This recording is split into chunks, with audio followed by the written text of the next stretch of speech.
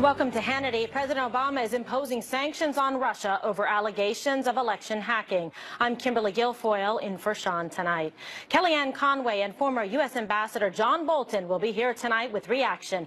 But first, earlier today, the Obama administration punishing Russia with sanctions, including expelling 35 Russian diplomats from the U.S. and closing Russian-owned compounds in New York and Maryland. Russia is responding by threatening to retaliate and is also saying the move was done to hurt the incoming administration.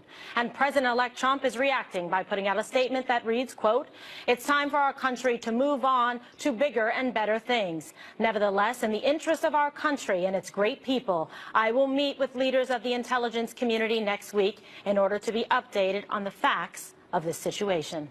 Joining us now is incoming counselor to President-elect Trump, Kellyanne Conway. Kelly, thank you for joining us on the show tonight. Always a pleasure to have you. So lots of news on the international front, and certainly these developments as it relates to Russia are concerning. Have you spoken to President-elect Donald Trump about this? I have, yes. I've been with him most of the day in meetings, including on this topic. Okay, and what are his thoughts? Well, you see them clearly reflected in his official statement, Kimberly. He does believe it's time to move on and look forward to the next administration. Also, in the interest of the country, he's agreed to receive an intelligence briefing next week, probably in New York, by a number of intelligence officials to learn more about the current situation. And I think those who are trying to bait him into a bigger response, I would say two things to them. Number one, you can't have it both ways. You can't on the one hand say, hey, just one president at a time, and we have one now for the next 22 days or so named President Barack Obama, but at the same time you want the president-elect to make new policy. I was really disappointed to read in David Sanger's New York Times piece this evening the allegation or the supposition that perhaps one reason that these sanctions are taking place is to, quote, box in President-elect Trump, forcing him to take a position or otherwise once he takes office. I hope that this isn't motivated by politics even a little bit. But I would also note to folks, Kimberly, that this is great political fanfare and largely symbolic.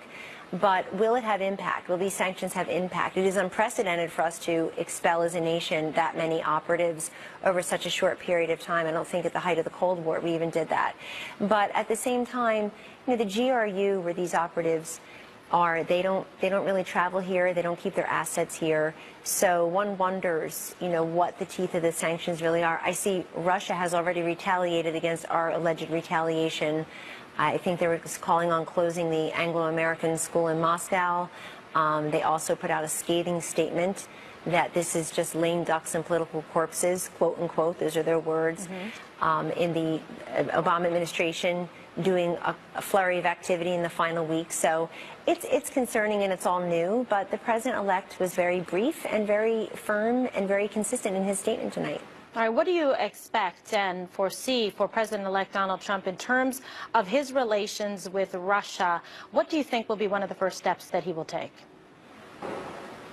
Well, that's a larger question, apart from these sanctions and certainly apart from the current issue at hand. We have complicated relations with Russia. We have for decades as the United States. But at the same time, the president-elect has made clear that he is willing to work with countries who want to work on big solutions together. For example, if there are countries that want to come together with the United States and help eradicate, not just contain and not just pretend they've gone away, but eradicate ISIS, then we would entertain that assistance depending on the terms. I mean, I would say it's just remarkable to me that we're talking about sanctions against Russia just days after I would call sanctions against Israel with that horrible UN vote where really I think Secretary Kerry, before his speech and certainly after his speech, has lost a tremendous amount of credibility in just upending U.S. policy with respect to Israel. You will see President Trump have a much stronger relationship with Israel.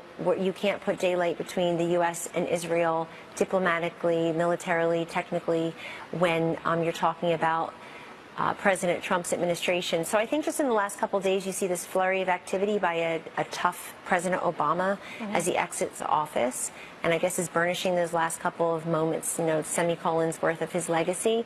But at the same time, the new president will have an opportunity to re-examine our relationships geopolitically across the globe and make a decision that is always America first, in the best interest of America, Americans, our allies, and their interests around the world.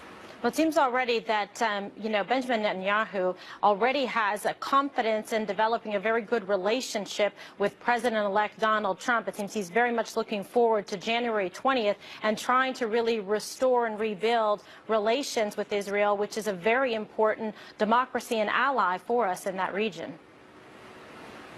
It's our greatest friend, our best friend in that region, and stabilization of the Middle East is a goal for President-elect Trump overall, but we want our friends in Israel to know that help is on the way, and President-elect Trump tweeted that out yesterday, and we heard so much positive response from all across this country, including people who may have voted a different way in these elections. Kimberly, thank you for saying that, they say to President-elect Trump. That thank you for even saying, hang on there, Israel, January 20th is fast approaching, or will be here soon, something to that effect, because it's so important that Israel and the Middle East and the rest of the world know that we will have an incredibly strong relationship between the U.S. and Israel. And Mr. Netanyahu knows that, Ambassador Dermer knows that, and we just want the world to know that. Okay. I thought this vote over the weekend was clearly just remarkable. I mean, it was such a break with U.S. policy, and it was just so weak. Yeah, it certainly is not helping in terms of our relations, and really just a departure from U.S. foreign policy as it relates to Israel. Let's talk a little bit about the relationship between President-elect Donald Trump and current President Barack Obama. Did they actually speak yesterday late in the evening, and what was the nature of the call? So President Obama and President-elect Trump spoke yesterday afternoon. Some of us on the senior staff were there when the call was being received, so I know it was in the afternoon. And then President-elect Trump went out and told the media that they had a very productive conversation that was broadly reaching on a number of issues. They spoke at length. They speak fairly regularly, which I think is very healthy for our democracy and very auspicious for a peaceful transition from administration to administration.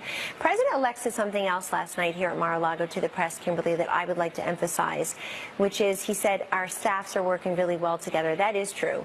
You have the current chief of staff and our incoming chief of staff in touch, the two press secretaries in touch, Sean Spicer and Josh Earnest, from what I understand, and certainly Valerie Jarrett and other senior staff members have reached out to me personally and often. So we feel that our cabinet nominees, others who are involved in senior levels in the incoming government have had good contact with, very positive contact with, and good relations so far with the outgoing Obama administration officials. And we hope that continues, because that really is the only way to make this work for the American people in the next couple of weeks. January 20th will be here quickly, and it's very important to all of us. I think it's very important to America that you see that peaceful transition of power from administration to administration.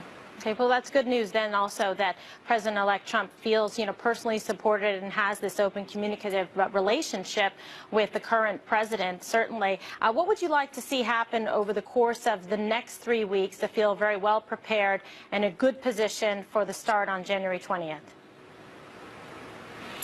Kimberly, one thing is something, just to modify our previous conversation, is something that the president-elect tweeted yesterday, too, which is he sees some roadblocks sometimes from President Obama. And we do wonder about the rush to do all of these things in the next couple of weeks by the Obama administration, and how that may upend longstanding U.S. policy, as it seems to be, or how it may be, and as the New York Times put it, quote, trying to box in the president-elect. We hope that's not true. Evidence has been to the contrary, so that would be good. What we would like to do is know as much as we can to prepare for those first 10 days, 100 days. We're very excited about the president's agenda. He's put it forth, President-elect's agenda. He's put it forth. Anybody can see. He talked about his 100-day plan on the campaign trail. And you know this guy, he's very consistent, so that hasn't changed. What I will tell you is that I think what I want people to know is that the president-elect is not only is he not a politician, but he's a successful businessman. And what that means as president is the way he has run as a chief executive, successful, brilliant, change-making. Things move very quickly. When you employ tens of thousands of people, when you generate billions of dollars in revenue, when you are accountable for results and you want to deliver on a regular basis, not just when Congress is ready, not just when you've studied it or the commission is done with its work, but he wants to do things very quickly, and I believe he will, because he's very focused and he's been working, around the clock here at Mar-a-Lago, meeting with different people. I think he and Vice President Pence have spoken with over 85 or so leaders on the telephone in preparation.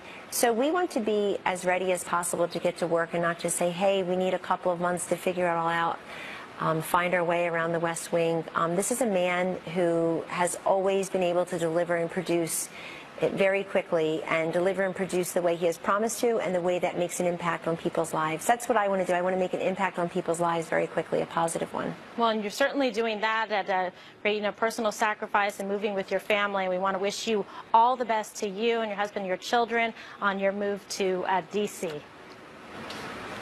Thank you, Kimberly. Come and see us. Okay, I will. Take care. Take care. And coming up, more reaction to President Obama punishing Russia over hacking allegations. Former U.S. Ambassador John Bolton is here next to weigh in. Plus, I'm very, very strong on Israel. I think Israel's been treated very, very unfairly by a lot of different people. President-elect Donald Trump is standing firm with Israel after the latest incident with the Obama administration. Israel's ambassador to the UN, Danny Danoun, joins us with reaction. All that plus Anthony Scaramucci from the Trump transition team will be here. That and much more straight ahead on Hannity.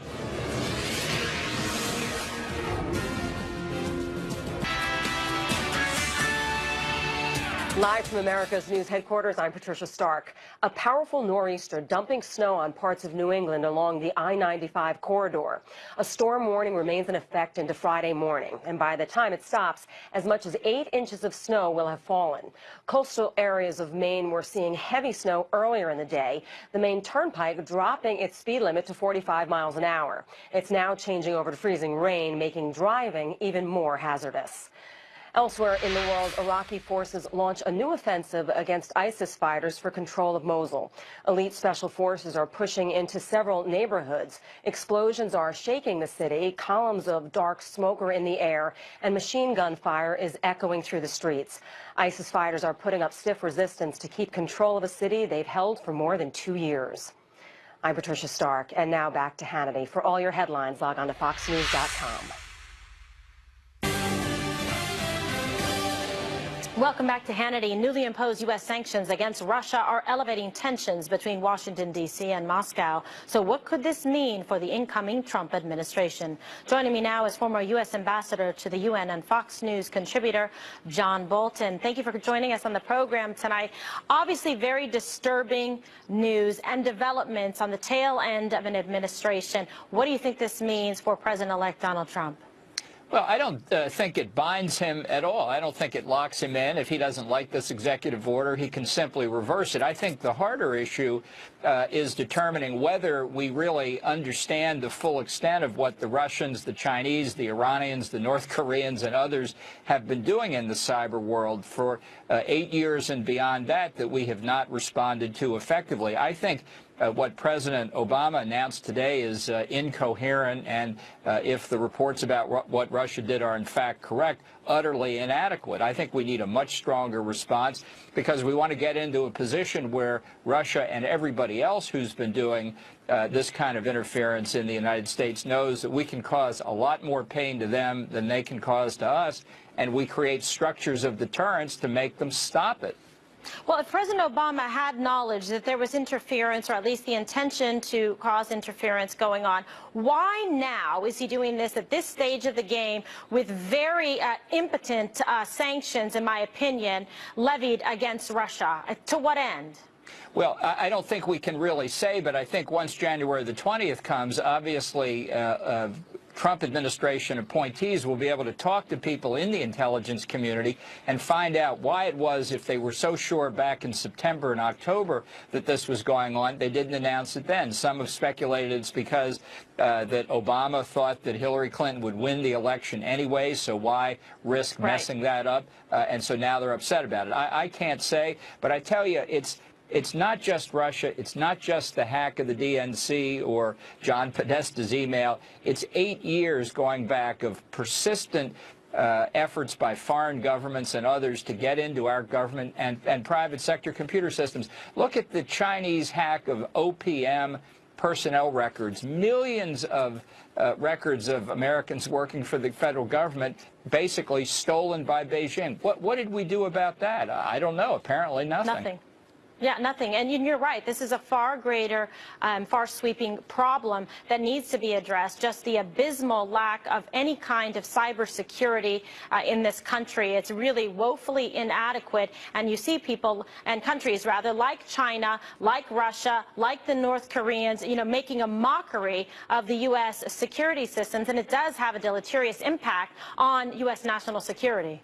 No, absolutely. I mean, I think we've got a kind of missile gap here. I have no doubt America's capable of much stronger action, both offensively and defensively, but I don't see that the Obama administration has put a priority on it until today. And so when the president announces a bunch of weak and ineffective sanctions, but says other steps will be taken, we can't talk about it, he just has no credibility in that regard. I understand why you don't make public actions in cyberspace or elsewhere until they've happened. But I do think in order to not simply impose pain on the Russians, but to shame them publicly as well, to let the whole world know, including other potential hackers like Beijing, that if you act against the United States, we will impose such costs that you will not want to do it again. And I imagine that would be your advice to President-elect Donald Trump, and he will have a markedly different approach as it relates to these actions against the United States. Ambassador Bolton, it was a pleasure to have you. Thank you so much.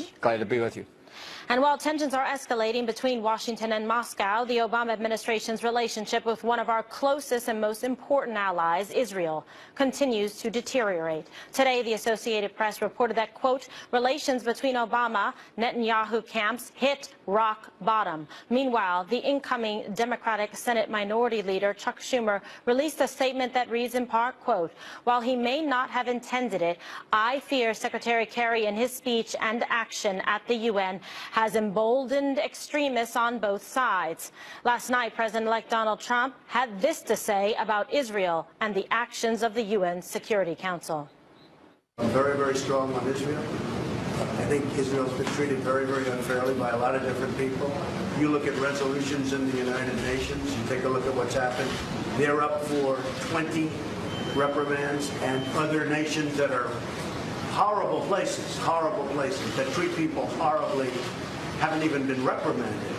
So there's something going on, and I think it's very unfair to Israel. And joining me now with reaction is Israel's ambassador to the UN, Danny Danon. Thank you so much for being here, Ambassador. Good evening, Kimberly. Yes, Thank you for having me. Yeah, absolutely. This is so important what's going on now, and the relationship between the United States and Israel is crucial. It is integral to world stability. And Israel already has enough countries after them, surrounded by people that would like to see the end and the demise of Israel. Yet the U.S. doing this, issuing essentially a very crippling, inappropriate blow to Israel. Your thoughts? We have a very strong relationship with the U.S., and we appreciate that. We have the same values, we share the same principles. But what happened last Friday at the Security Council was shameful. We were disappointed to see the U.S. teamed up with Venezuela, Senegal, Malaysia, passing a one-sided resolution, a ridiculous resolution.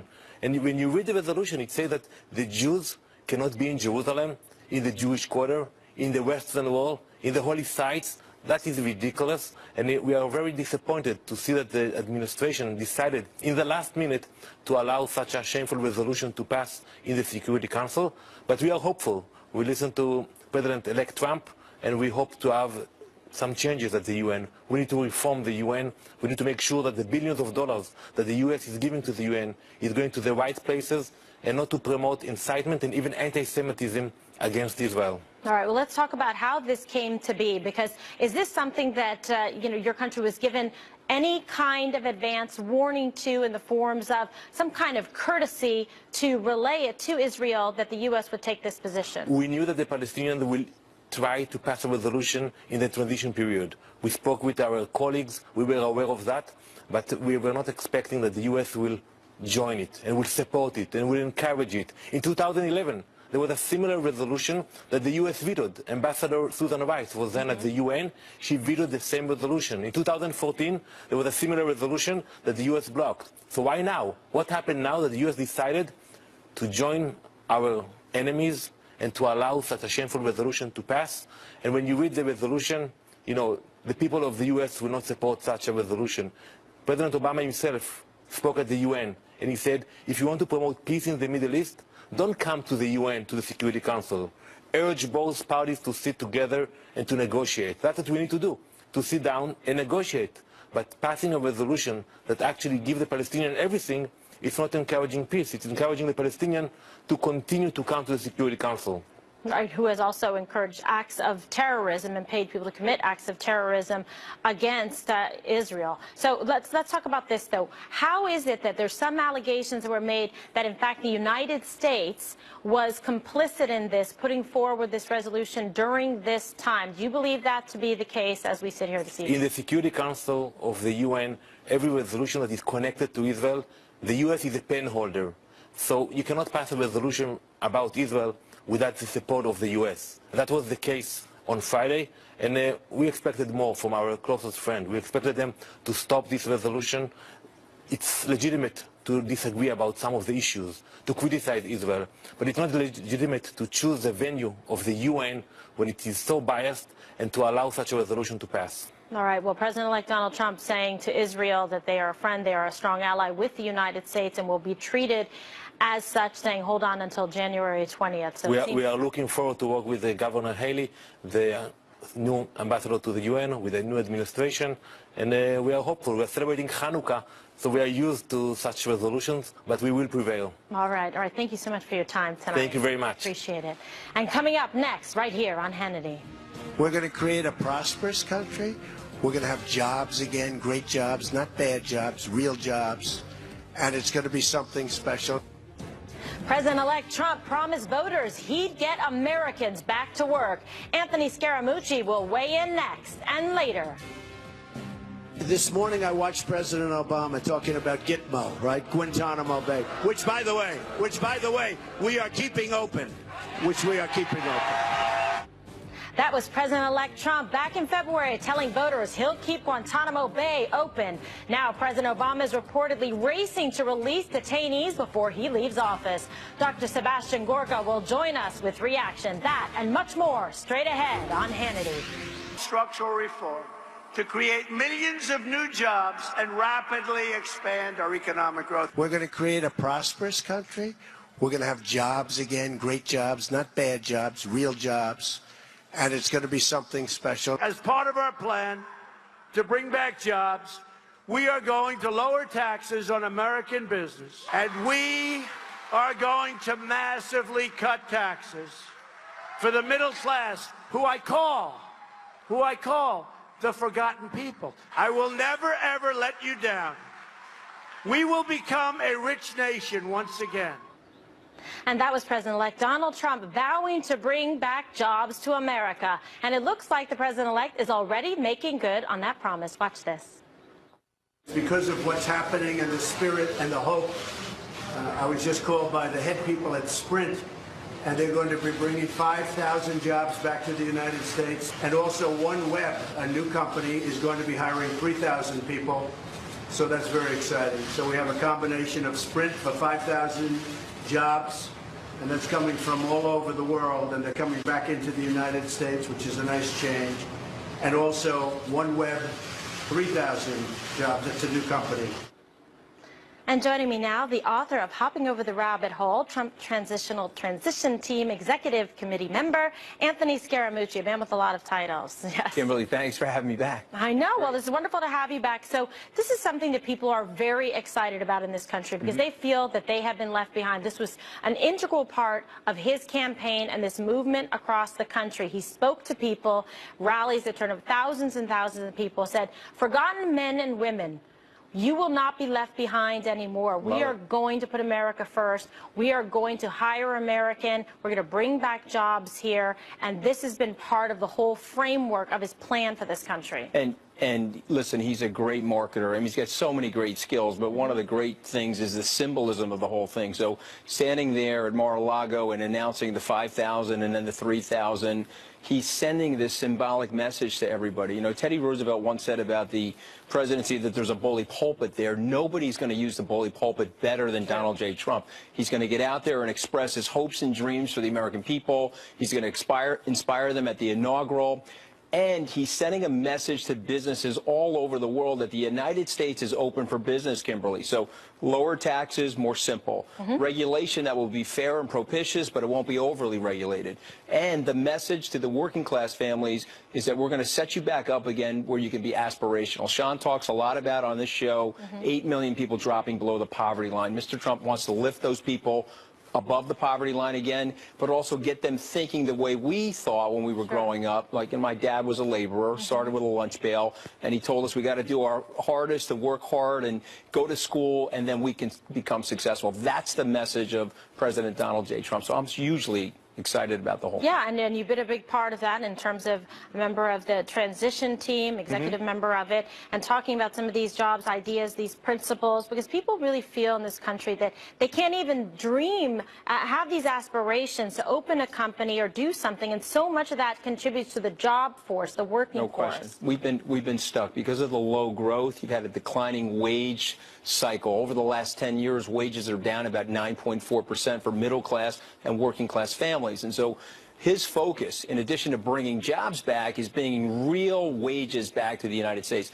We've talked in the Obama administration about $15 an hour wages. That's not going to be the President Trump plan. The President Trump plan is high living standards, high living wages. And Kimberly, let's start the consumption cycle again, where we can get people back to work and get the growth that we need. That will also lift the rest of the world, Kimberly. Yeah, hire American, buy American goods, put America first.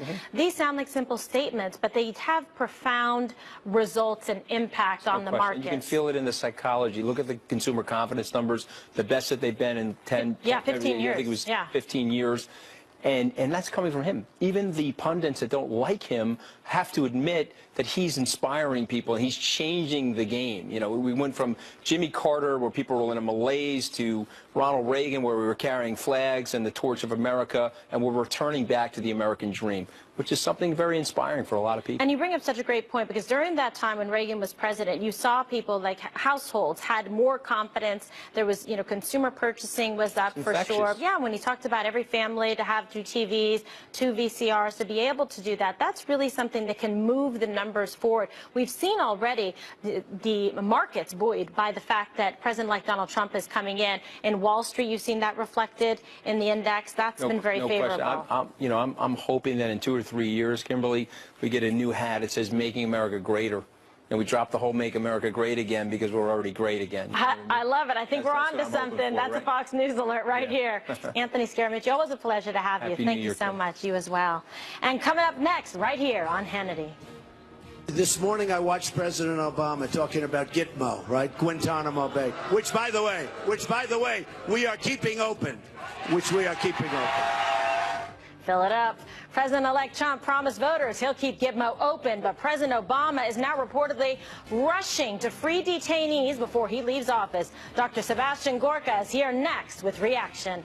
And later, legendary conservative columnist Thomas Sowell is retiring after a fascinating decades-long career writing about politics. We'll ask him about President-elect Donald Trump and much more. Stay with us as Hannity continues. We have incompetent leadership. We have incompetent people. This morning I watched President Obama talking about Gitmo, right? Guantanamo Bay, which by the way, we are keeping open,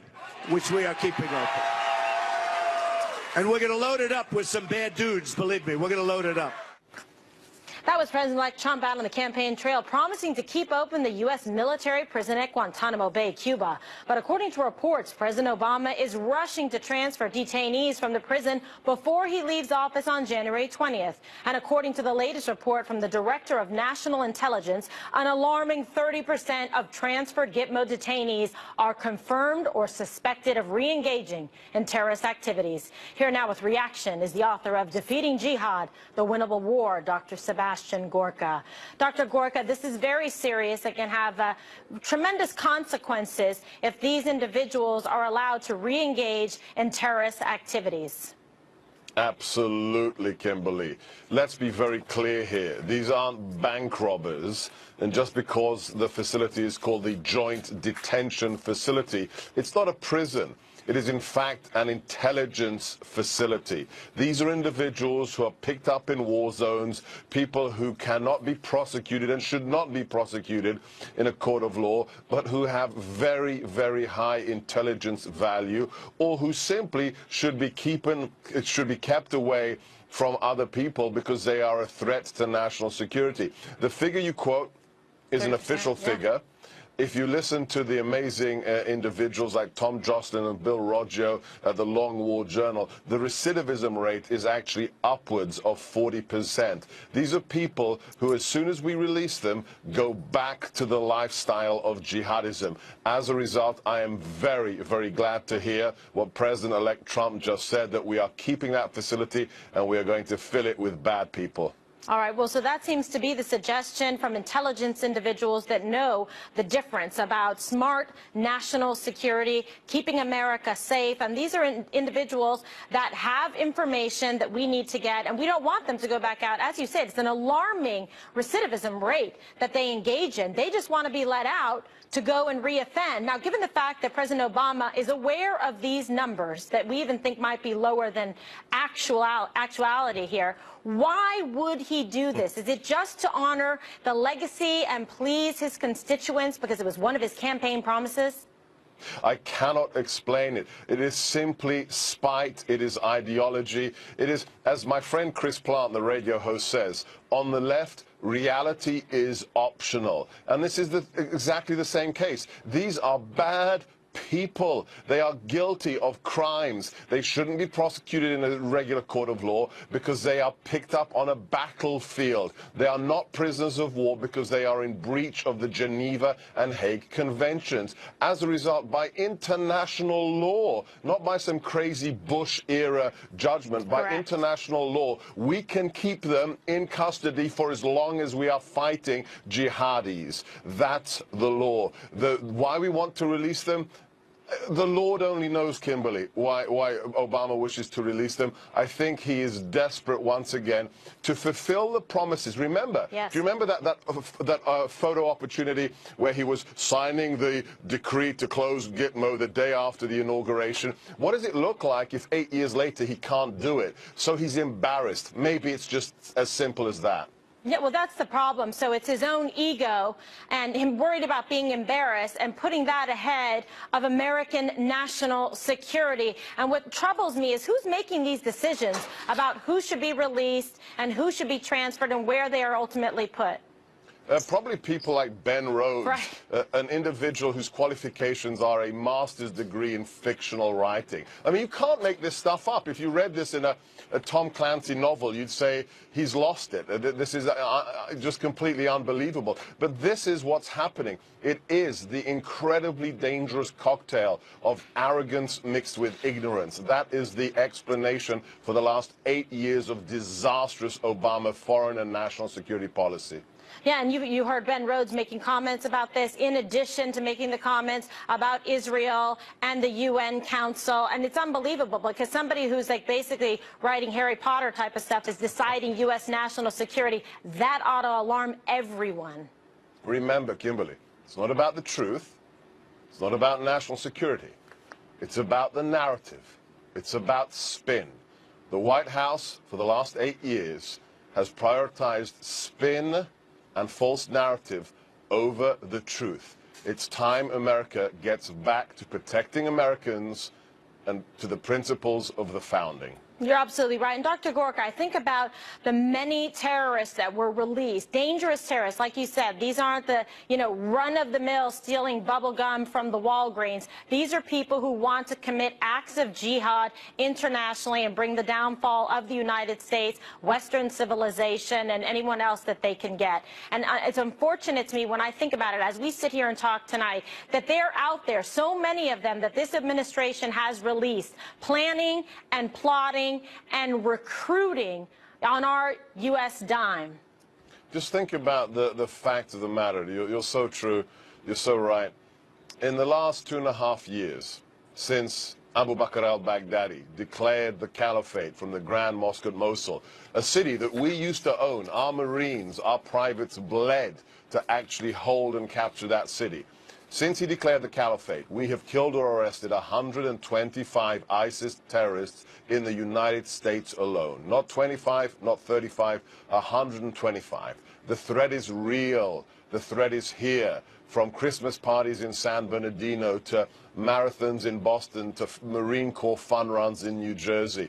This is the reality of what a leaderless world creates. It is time for America to find its place again, and I truly expect, having met Mr. Trump, having worked with General Flynn, that all of this is going to change on the afternoon of January the 20th, 2017.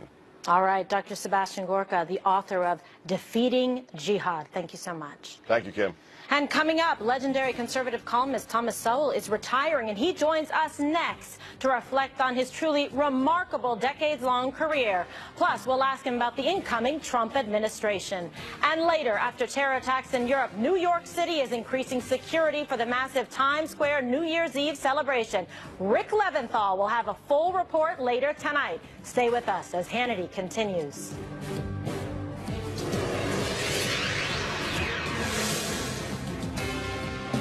Back to Hannity. Conservative columnist Thomas Sowell is retiring. He wrote his farewell column 3 days ago, and in it he noted just how much has changed in politics, especially citizens' trust in the government.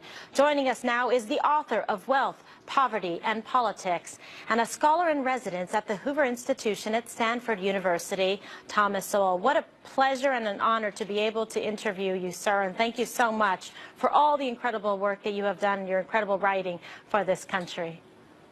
Well, thank you very much for having me.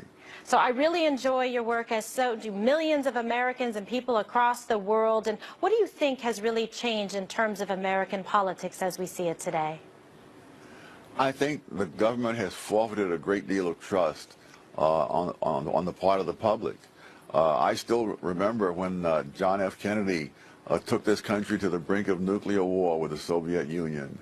And he'd just been elected narrowly, been in office 2 years. And you know, we trusted what he said. He said that they had to get those missiles out of Cuba and so on. And we knew he was the president, and he knew more than we did, and that was it. I think what's happened since then was that first Lyndon Johnson and then Richard Nixon lied to the public so outrageously that they destroyed not only their credibility, but more important, they destroyed the credibility of the office of the president, and we haven't recovered from that yet. It's unbelievable. Now, in your column, you also wrote, we cannot return to the past, even if we wanted to, but let us hope that we can learn something from the past. What is the biggest lesson that you believe, Professor, the past has taught us as Americans? Wow. I guess one of the biggest is that both the government and the people have to be guided by facts rather than by rhetoric. It's painful to me that there are people out there who judge, for example, the schools according to what they say rather than what they do. One of the most encouraging things I've seen in recent years is the proliferation of top-notch charter schools in ghettos across the country. We're turning out kids who are able to meet the highest standards on tests and whatnot. And they do so in the very same buildings where other students are unable to get even close to that, because the charter schools, the ones that are successful, have a totally different outcome, using the same students from the very same neighborhoods in the very same buildings. And yet, I'm appalled to find out that this administration, the Obama administration, has lined up with the teachers' unions to try to stop the expansion of charter schools, when they are one of the most encouraging things that's happened in education for low-income people in my lifetime. You know, really, and the importance of education and the successes that you have been able to achieve in your lifetime really are truly remarkable. And what message do you want to say to the young people out there that have dreams and aspirations? my heavens, try to get into one of these schools that actually teach rather than the usual kinds of public schools where they just while away the time and are concerned only with maintaining the jobs of the teachers. Yeah, it's very important, I think, to be able to get that, education. You yourself has multiple degrees, and it didn't come easy because you came from a family background that you didn't even have running water, electricity. You fought hard to get that education, to educate yourself to be able to reach millions of people. And so we want to tell you, just on behalf really of a grateful nation, we thank you for all that you have done for this country to really open up our eyes and our minds to what's going on in the world. Thank you so much. Thank you. And coming up, New York City is beefing up security to protect the more than 1 million people who are expected to ring in the new year in Times Square. Rick Leventhal joins us next with a full report. Stay with us. Welcome back to Hannity. The NYPD is beefing up security ahead of Saturday's New Year's Eve celebrations in Times Square. So what is being done to ensure that partygoers are safe as they ring in the new year? Joining us now from Times Square in the heart of New York City is Rick Leventhal. Hello, Rick. Hey, Kimberly, New York City's police department is used to securing large-scale events, and there is none larger than New Year's Eve in Times Square, with at least 1 million people expected here. And they're telling us, the NYPD is, that this year will be stricter than ever because of the threat environment and the environment around the world when it comes to attacks. And one of the things that we're going to see this year that we have not seen in the past is the deployment of large sand trucks and heavy sanitation trucks around this area, blocking avenues and blocking cross streets to create a secure perimeter so that anyone who's coming into this area will see those trucks, and they will prevent anyone from potentially driving a vehicle into the crowds like we saw in Nice and Berlin. The NYPD will also have some 7,000 uniformed officers deployed across the city to secure Times Square and other events, as well as plainclothes officers and the usual contingent of canine dogs, explosive detectors, radiation detectors, snipers on rooftops, helicopters in the air, boats on the water. Kimberly, they are going to be out in force like we've never seen before. And, one of the things that I wanted to ask the NYPD commissioner earlier today was whether or not he was worried that officers might let their guard down because things have become so routine and every New Year's Eve has gone off without a hitch. Here's what he told us. How do you guard against complacency? It's New York City police officers. This is something that we do every day. And they know a few times during the year, 4th of July, New Year's Eve, the tree lighting. This is where everybody's got to be on their toes. I know it's complacency can set in at times, but certainly not in an event like this.